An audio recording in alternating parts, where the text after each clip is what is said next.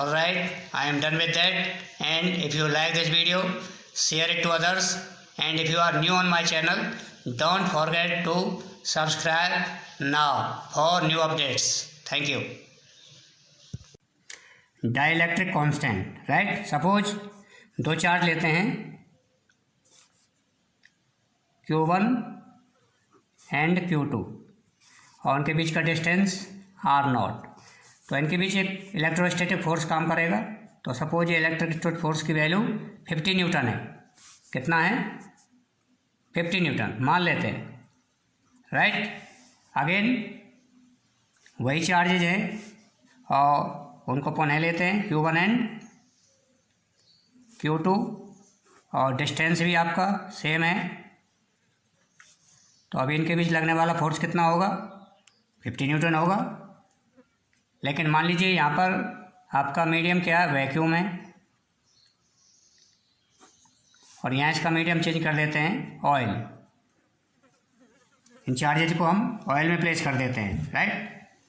और यहाँ पर फोर्स सपोज 10 न्यूटन हो जाता है, घटकर 10 न्यूटन, राइट। स्पष्ट है कि अगर दो पहलवानों को पानी में लड़ने के लिए कहा जाए तो उनकी शक्ति कम हो जाएगी। तो यहाँ पर ये वैक्यूम में था, तो यहाँ 50 न्यूटन फोर्स इनके बीच लग रहा था।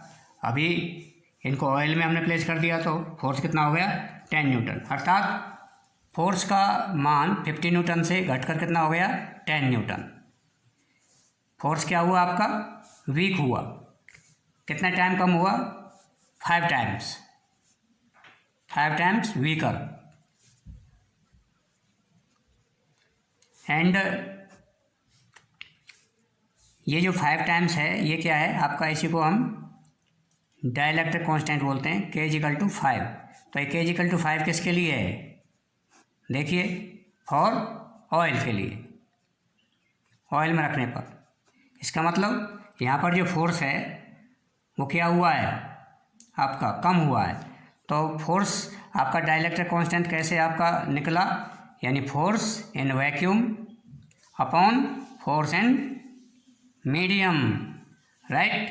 तो अभी आप देखिए, फोर्स इन वैक्यूम और फोर्स इन मीडियम में कितना फ़र्क है। तो यहाँ पर ये फोर्स इन मीडियम है, जो ये क्या है इसका मान?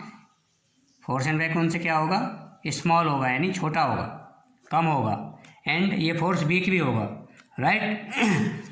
जैसे फॉर वैक्यूम के लिए बात करें तो फॉर वैक्यूम जो K की वैल्यू होती है वो कितनी होती है? 1 होती है, राइट। एंड अदर मीडियम के लिए आपका 1 से कम होती है डाइलेक्ट्रिक कांस्टेंट से infinity. And for water, water के लिए कितना होता है? डाइलेक्ट्रिक कांस्टेंट की वैल्यू कितनी होती है वाटर के लिए? 81 होती है, राइट। जिस तरह से आपके वैक्यूम के लिए 1 होती है। एंड इन्फिनिटी भी किसके लिए होती है? आपके कंडक्टिंग मटेरियल के लिए या कंडक्टर के लिए, राइट। तो हमने देखा कि जो फोर्स इन मीडियम है, यानी K force in vacuum upon force into medium. तो फोर्स इनटू मीडियम क्या है आपका? फोर्स इनटू मीडियम होगा आपका force in vacuum upon dielectric constant K। Medium में लगने वाला बल कितना टाइम कम हो गया? 1/K times. 1/K टाइम्स क्या हुआ? कमज़ोर हुआ, राइट। सपोज हम जानते हैं कि दो चार्जेस के बीच लगने वाला फोर्स कितना होता है वैक्यूम के लिए या एयर के लिए? 1/4πε0 Q1 Q2/r², right. And force in medium, यही मीडियम होगा तो कितना हो जाएगा? 1/4πε0 और K से डिवाइड हो जाएगा K, Q1 Q2/r²। वैक्यूम में लगने वाले फोर्स को हम के से डिवाइड कर देंगे। ऑलराइट, सो आगे फोर्स इन मीडियम